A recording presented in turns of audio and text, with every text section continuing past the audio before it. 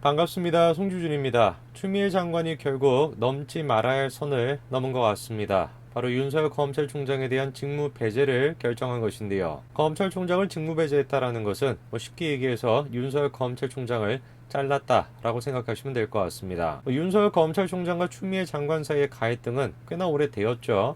그리고 추미애 장관이 지금까지 비상식적인 어떤 대처를 보였던 것도 사실입니다. 그러나 일각에서는 아무리 그래도 추미애 장관이 이 윤석열 검찰총장에 대해서 직무 배제라고 하는 카드까지는 쓰지 않을 것이다 라는 예상이 많았는데 결국 추미애 장관이 직무 배제라는 카드를 꺼내 들었습니다. 추미애 장관이 그래도 직무 배제는 하지 않을 것이다 라고 생각이 됐던 이유는 윤석열 검찰총장의 주가가 너무 높아져서 그래요. 사실상 지금 윤석열 검찰총장이 차기 대권 후보 1위가 되는데 가장 지금 기여를 한 사람이 다른 사람이 아니라 추미애 장관 아닙니까? 추미애 장관이 계속 해가지고 윤석열 검찰총장 흔들어대고 때리면 때릴수록 윤석열 검찰총장의 주가가 올라가지고 결국에 지금 대권 후보 1위까지 올라간 것이죠. 그래서 이런 모든 맥락들이 이제 고려가 돼가지고 아무리 그래도 이런 상황 속에서 추미애 장관이 설마 윤석열 검찰총장을 자르기까지 하겠냐라는 생각이 있었는데 놀랍게도 그렇게 했습니다. 추미애 장관과 윤석열 검찰총장 사이에는 계속해가지고 갈등이 있었습니다. 그리고 결국 추미애 장관은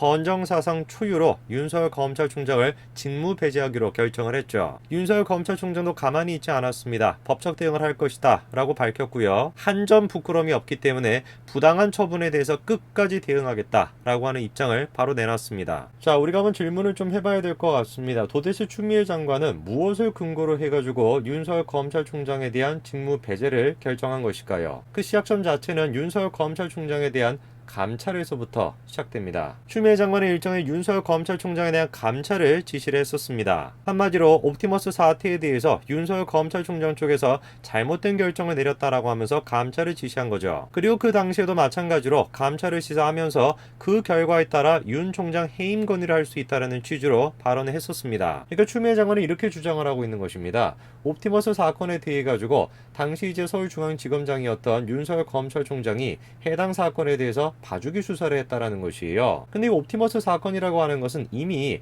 여러 기관에 의해 가지고 여러 차례 이미 확인이 된 문제입니다. 이미 옛날에 다 끝난 문제예요. 그런데 그렇게 끝났던 문제를 갑자기 여당 의원들이 어떻게 했습니까? 이 사태의 책임이 윤석열 검찰총장 쪽에 있다라는 식으로 막 프레임을 만들어내 가지고 윤석열 검찰총장을 공격했던 거 아닙니까? 그거를 지금 고지고대로 추미애 장관이 받아가지고 감찰 지시로까지 이어진 것이에요. 옵티머스 사건의 전모는 다음과 같습니다. 전파진흥원이 2018년 자신들이 옵티머스 자산운용에 투자한 펀드 기금이 성지건설 무자본 인수합병에 쓰였다면서 옵티머스 경영진에 대해 횡령 등의 혐의로 수사를 의뢰했던 것이죠. 자, 그렇게 서울중앙지검 형사 7부에 배당이 돼서 수사가 진행이 됐는데요. 서울중앙지검은 투자금이 투자 제한서에 반하지 않는 범위 내에서 투자 계획에 따라 사용이 됐고 전파진흥원이 투자금을 모두 회수해서 재산상 손해가 없다라는 점을 들어가지고 이듬해 5월 무혐의 처분을 했습니다. 실제로 저 사건이 서울중앙지검에 배당이 돼서 수사가 진행이 됐죠. 근데 수사의 결과가 어땠다라는 겁니까? 투자가 이런 식으로 이루어졌는데 그렇게 투자가 이루어진 거는 원래 이제 쓰여져 있던 투자 계획서에 크게 벗어나지 않기 때문에 크게 문제가 없다라고 첫 번째 판단했고 두 번째 같은 경우는 그런 식으로 손해가 발생된 기금을 다 회수를 했다라는 것이에요. 그러니까 사실상 손해가 없다라는 것이죠. 그런데 이제 여당 쪽에서 주장을 했던 것은 무엇이냐면 당시 서울중앙지검장이었던 윤석열 검찰총장이 해당 사건에 대해서 보고조차도 제대로 받지 않았다라는 것이에요. 그러니까 사건 자체를 별로 신경 쓰지 않고 사건이 빨리 무마가 되도록 해가지고 봐주기 수사를 한 거 아니냐, 신경을 별로 쓰지 않았다, 그렇게 여당 쪽에서 주장을 한 것이죠. 이미 해당 내용에 대해서 윤석열 검찰총장이 뭐라고 밝혔습니까? 부장정결 사항이었기 때문에 보고를 받지 않았다라는 것이에요. 부장정결 사항이니까 총장까지 올라올 필요가 없었다, 그거를 지금 얘기하는 거 아닙니까? 자, 그러면 저 말이 사실인지 당시 이제 사건을 담당했던 부장검사의 얘기를 한번 들어봐야 되겠습니다.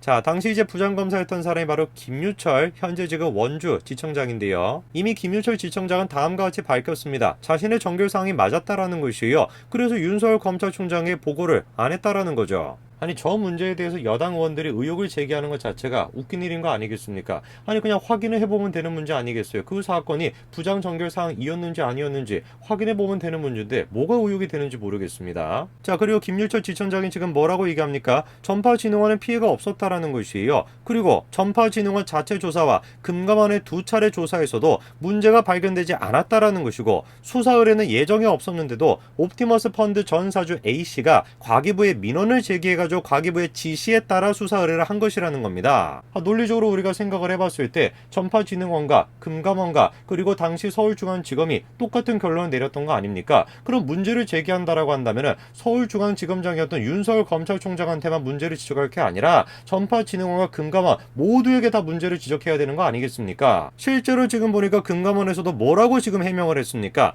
3차례나 검사했음에도 불구하고 못 잡아냈어요. 그거에 대해서 뭐 횡령을 조사하느라 바빴다 뭐 이런 식으로 지금 해명하지 않았습니까? 이제 금감원장도 마찬가지로 잘라야 된다 그렇게 주장하실 거예요. 이 사실상 이 옵티머스 사건이라고 하는 것은 여당 쪽에서 이미 뭐 몇 차례나 있었던 것인데 그 여러 차례 있었던 윤석열 검찰총장을 압박하기 위한 카드에 지나지 않습니다. 왜 도대체 여당 쪽에서는 이런 식으로 윤석열 검찰총장을 계속해가지고 압박을 하는 것일까요? 이유가 간단한 것이에요. 캥기는 게 있으니까. 자, 이혁진 전 대표가 현재 김재현 옵티머스 대표의 경영권 분쟁에서 밀려난 인물인데, 김재현 대표가 작성한 펀드 하자 치유 문건이라는 것이 있습니다. 이게 굉장히 중요한 문건입니다. 거기에 지금 뭐라고 내용이 담겨 있냐면, 이혁진이 민주당 유력 인사 및 정부 관계자에게 자기가 경영권 뺏긴 게 억울하다면서 탄원을 넣었고, 도움을 준 정부 및 여당 관계자들이 있을 거 아닙니까? 그 사람들을 이번 펀드의 수익자로 참여를 시켰고 펀드 설정과 운영 과정에도 참여 관여했다라는 것이죠. 펀드 하자 치유 문건, 김재현 현 대표가 작성했다라고 하는 저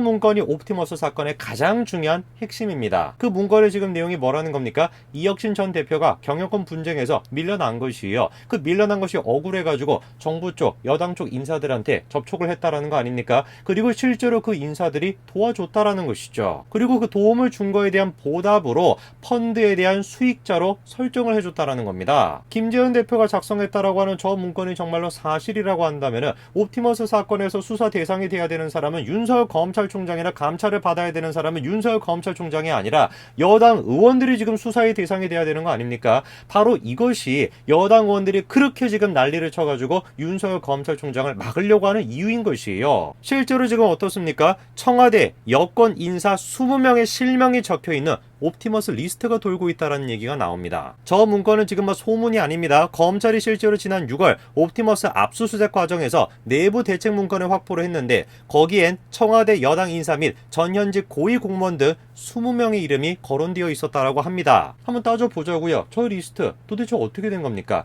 여당과 청와대 인사들 20명 가까이가 지금 이름이 적혀있다라고 하는 저 리스트, 압수수색하고 난 뒤에 얻었다라고 하는 저 리스트 도대체 어디로 간 겁니까? 해당 문건에서 추미애 장관은 오해, 허위라고 하면서 문건들을 뭉개려고 했고요. 이성윤 서울중앙지검장이 이끄는 수사팀 입장과 일치하는 것입니다. 그런데 어떻게 된 것인지 검찰 내부에서는 무슨 소리 하는 것이냐, 이성윤 서울중앙지검장이 지금 수사 자체를 제대로 안 하고 있다, 이런 식의 지금 비판이 나오고 있습니다. 자, 예를 들어서 펀드 하자 치유 관련 문건을 제출했던 윤 씨는 옵티머스 김재현 대표의 동업자였습니다. 펀드 자금이 어디로 흘러갔는지 가장 잘 알고 있는 사람이죠. 그런데 어떻게 된 것인지 수사팀은 윤 씨가 제출한 문건 속에 정부 여당 수익자가 누구인지 윤 씨를 상대로 제대로 조사하지 않은 것으로 지금 전해지고 있습니다. 그럼 당연히 해당 내용에 대해서 수사를 해보겠다라고 하면은 리스트에 적혀있는 사람들의 이름이 지금 실명이 다 나와 있으니까 그 사람들이 실제로 그렇게 수익을 받았는지 그거를 지금 확인해 보면 되는 거 아니겠어요. 근데 그거를 지금 제대로 수사를 안 했다라는 것입니다.